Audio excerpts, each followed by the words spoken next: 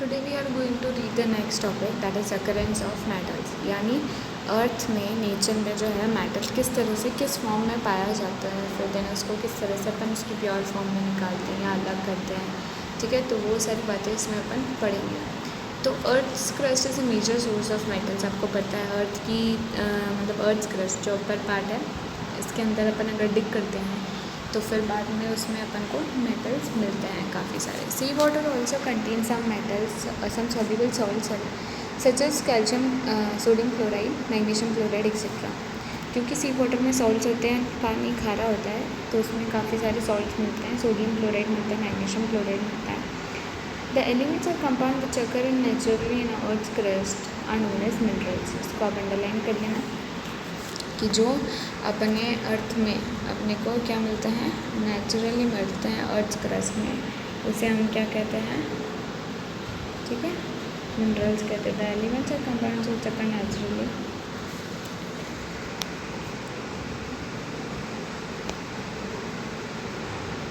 Eight some places mineral contains a very high percentage of a particular metal. कुछ कुछ जगहों पे कोई मिनरल बहुत ज़्यादा मात्रा में पाया जाता है एंड वो metal can be profitably extracted from it. उसमें से अपन वो मेटल निकाल सकते हैं। Those minerals are called ores. तो मिनरल हमेशा ओर्स की फॉर्म में अर्थ में से निकलता है, फिर बाद में उन्हें प्योर किया जाता है। ठीक है, now extraction of metals. We have learn about the reactivity series of metals. आप लोगों ने रिएक्टिविटी सीरीज़ के बारे में पढ़ा है। Having this knowledge you can easily understand how metal is extracted from its ore. इस नॉलेज से आप इजीली पता लगा सकते हो कि मेटल किस तरह से उसके ओर से निकाला जा सकता है। Some metals are found in the earth crust in free state. कुछ मेटल ऐसे होते हैं जो फ्री स्टेट में पाए जाते हैं अर्थ में। Some are found in the form of their compounds. और कुछ जो है कंपाउंड्स के फॉर्म में पाए जाते हैं।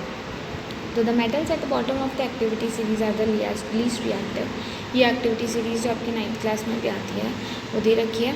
तो इस रिएक्टिविटी सीरीज़ के अकॉर्डिंग मतलब लास्ट के दो जो है सिल्वर गोल्ड, ये दोनों तो बहुत ही ज़्यादा कम रिएक्टिव होते हैं। They are often found in a free state. ज़्यादातर वो फ्री स्टेट में पाए जाते हैं। For example gold, silver, platinum and copper are found in the free state. तो गोल्ड, प्लैटिनम और कॉपर ये फ्री स्टेट्स में पाए जाते हैं। कॉपर जो लास्ट के 3 एलिमेंट्स आपको यहाँ नज़र आ रहे हैं, ठीक है, ये लास्ट के 3 एलिमेंट्स, क्योंकि ये लीस्ट रिएक्टिव है। ठीक है, the metals at the top of the activity series like Na, Ca, Mg, Al वो इतने रिएक्टिव है कि वो कभी भी फ्री स्टेट में पाए ही नहीं जा सकते, क्योंकि वो रिएक्ट करके कंपाउंड बनाएंगे हमेशा। The metals in the middle activity series are moderately reactive. ये 3 जो है वो क्या बचाते हैं, मॉडरेट रिएक्टिव। तो ये कभी कभी फ्री स्टेट में भी पाए जा सकते। ये ज़्यादातर कैसे पाए जाते हैं, क्रस्ट में ऑक्साइड्स के फॉर्म में, ठीक है, सल्फाइड्स के फॉर्म में और कार्बोनेट्स के फॉर्म में। You'll find that the ores of many metals are oxide। ज़्यादातर के ऑक्साइड्स जो है वो ही ओर होते हैं उनके, ठीक है। This is because oxygen a very reactive element and is very abundant on the earth. और ऑक्साइड्स ही क्यों बनते हैं, क्योंकि ऑक्सीजन बहुत अच्छी मात्रा में अवेलेबल है अपने अर्थ में, ठीक है, और बहुत ही रिएक्टिव एलिमेंट भी है, इसीलिए वो सबके साथ ऑलमोस्ट जुड़ता है। Thus on the basis of the reactivity we can group the metal into following 3 categories। तो इस reactivity के basis पे हम उसे 3 कैटेगरी में बांट सकते हैं। First metal of low reactivity जो बहुत ही कम रिएक्ट करते हैं। Second metal of medium reactivity जो बीच में एवरेजली रिएक्ट करते हैं। And metals of high reactivity जो बहुत ज़्यादा ही रिएक्टिव होते हैं। Different techniques are use to obtain metals falling in each category. तो हर एक कैटेगरी में आने वाले एलिमेंट्स को जो है वो अलग अलग मेथड से, अलग अलग टेक्निक से निकालते हैं। Several steps are involve in the extraction of pure metal from ores. उनके ओर्स से निकालने में उनके कुछ स्टेप्स हैं। A summary of these steps are given in the figure. Each step is explain in detail. तो अब आगे हर एक जो स्टेप है उसको अच्छे से एक्सप्लेन किया हुआ है। फर्स्ट है ओर। सबसे पहले ओर को निकाला जाता है। कॉन्सेंट्रेशन ऑफ ओर लिया, उसमें हमने 3 कैटेगरी में उसको डिवाइड कर दिया। Metals of low reactivity, medium and high reactivity. High reactivity elements को किस तरह से वो अलग करते हैं, इलेक्ट्रोलाइसिस ऑफ मोल्टन ओर। उनका इलेक्ट्रोलाइसिस प्रोसेस करते हैं और उससे उसके प्योर मेटल्स को निकाल लिया जाता है, ठीक है, electrolysis. Now metals of medium reactivity, तो इसमें 2 तरीके के ओर होते हैं, एक तो कार्बोनेट और एक सल्फाइड ओर। तो कार्बोनेट ओर का तो कैल्सिनेशन करते हैं, ठीक है, कैल्सिनेशन करके और सल्फाइड ओर का रोस्टिंग करके। इन दोनों मेथड से सबसे पहले उनका ऑक्साइड निकाला जाता है, ठीक है। और ऑक्साइड मेटल का निकल जाता है, फिर उसका रिडक्शन करते हैं। रिडक्शन आपको बताया था ऑक्सीजन का रिमूवल, ठीक है। तो यहाँ ऑक्सीजन का रिमूवल करके प्योर मेटल आ जाएगा उसके ऑक्साइड्स में से, ठीक है। Now metals of low reactivity, सबसे पहले इनके सल्फाइड ऑर्स होते हैं, फिर रोस्टिंग की जाती है, फिर उससे मेटल निकलता है और उसकी रिफाइनिंग यानी उनको अलग अलग कर दिया जाता है, ठीक है, प्योर कर दिया जाता है। Now next is enrichment of ores. Ores mined from the earth are usually contaminated with large amounts of impurities such as soil, sand etcetera called gang.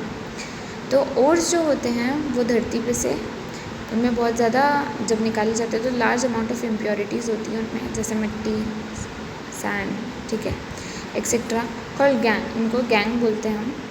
The impurities must be removed, impurities को हटा देना चाहिए from the ore, उसको extract करने से पहले ही, prior to the extraction of the matter. तो the process is used for removing the gang from the ore are based on differences between the physical or chemical properties of the gang and the ore। तो अब वो अगर gang को remove करना है उसमें कौन सा प्रोसेस इन्वॉल्व होगा वो किस पे डिपेंड करेगा कि जो भी गैंग और ओर है उनमें क्या डिफरेंसेस है, फिजिकल या केमिकल प्रॉपर्टी उनकी क्या अलग है, जिसको इस्तेमाल करके हम उन्हें अलग अलग कर सकते हैं, ठीक है। Different separation techniques are accordingly employed, इसी तरह से अलग अलग सेपरेशन टेक्निक्स को इस्तेमाल किया जाता है accordingly. Extracting metals low in the activity series, अब उनका पढ़ते हैं जिनका जो एक्टिविटी सीरीज़ में लो कैटेगरी पे आती है तो उनका एक्सट्रैक्शन किस तरह से होगा। Metals low in the activity series are very unreactive, बहुत कम रिएक्टिव है, तो ज़्यादातर इनके ऑक्साइड्स होते हैं, उनको ईजिली रिड्यूस कर सकते हैं, रिडक्शन रिएक्शन कर सकते हैं to metals by heating alone. तो ये इसमें इम्पॉर्टेंट हो गया,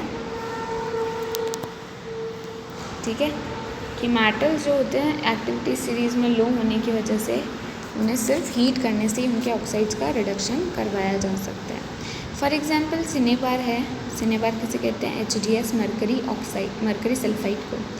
तो ये मरकरी का एक ओर है, जब इसको हवा में हीट किया जाता है it is first converted into mercuric oxide, तो सबसे पहले इसका मरकरिक ऑक्साइड बनता है, HgO बनता है। Mercuric oxide is then reduce to mercury on further heating, और फिर मरकरी ऑक्साइड से बाद में रिड्यूस करके मरकरी बनाया जाता है उसको हीट करके। तो उसकी रिएक्शन आपको यहाँ दे रखी है, मरकरिक सल्फाइड से पहले ऑक्सीजन से रिएक्ट करवाया तो मरकरिक ऑक्साइड बन गया।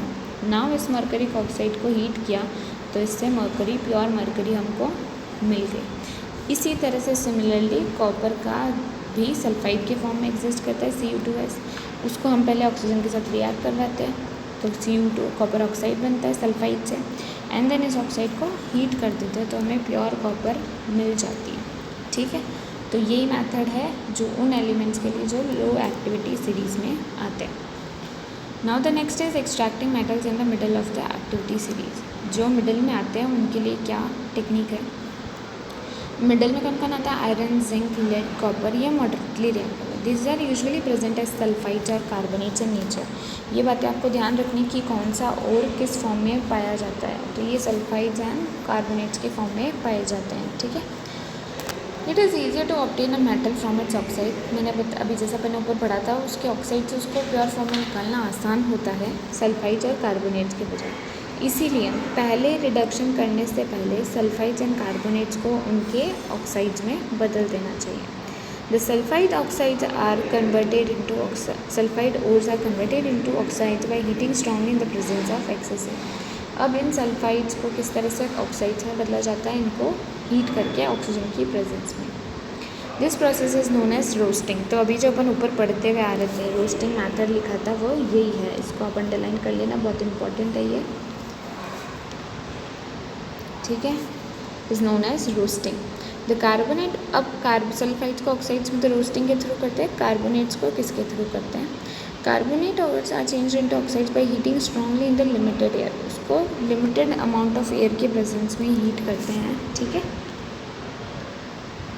इन लिमिटेड अमाउंट। इसी प्रोसेस को हम क्या कहते हैं, this process is known as calcination.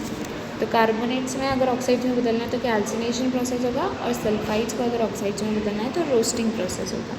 ठीक है, the chemical reaction that take place during roasting and calcination of zinc ores can be shown. तो एक एग्जाम्पल दिखा रखा है आपको, जिंक का मेटल लिया, जिंक मेटल का ओर लिया, ओर यानी जिस फॉर्म में वो अर्थ से निकलता है, जिंक सल्फाइड, उसको ऑक्सीजन की प्रेजेंस में हीट किया हमने। ऑक्सीजन के प्रेजेंस में हीट करने से ऑक्साइड बन गया, ये हो गया रोस्टिंग प्रोसेस। ठीक है, रोस्टिंग वाला।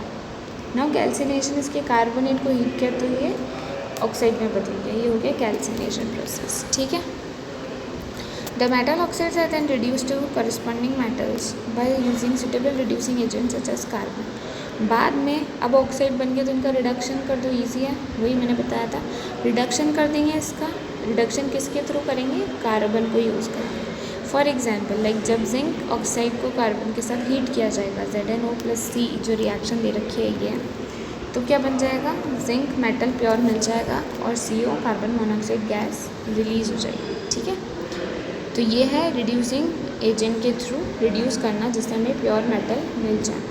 You have already familiar with the process of oxidation reduction, जो हमने पहले ही पढ़ चुका है, आप लोगों को आता है। तो रिडक्शन प्रोसेस एक काफ़ी इजी प्रोसेस है किसी भी मेटल को उसके कंपाउंड में से, उसके ऑक्साइड में से अलग करने के लिए।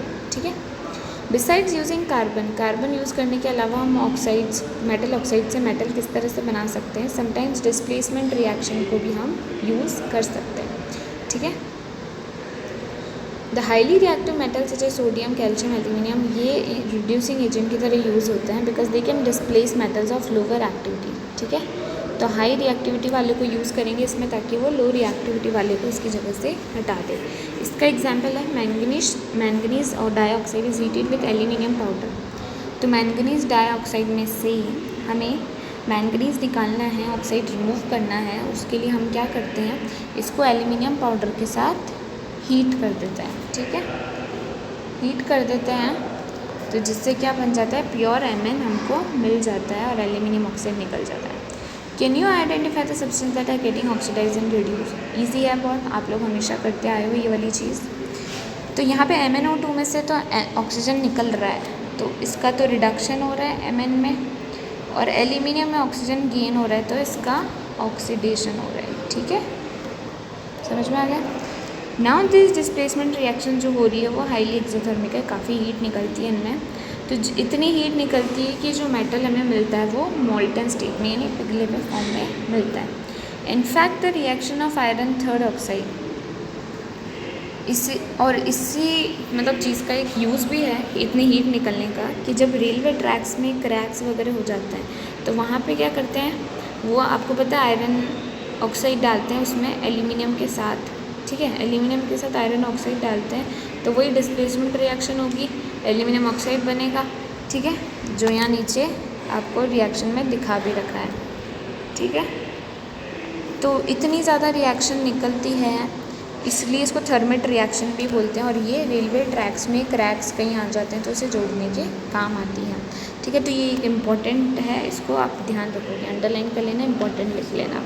ठीक है, तो ये टॉपिक था आपका लोअर रिएक्टिविटी वालों का और हायर रिएक्टिव मॉडरेट रिएक्टिव वालों का अपन ने पढ़ लिया किस तरह से करते हैं।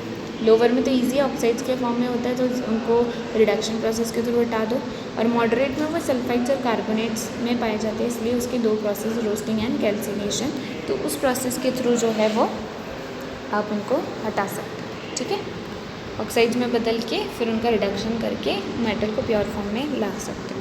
तो आज के लिए इतने हैं, बाकी नेक्स्ट क्लास में पढ़ेंगे अपन। Thank you.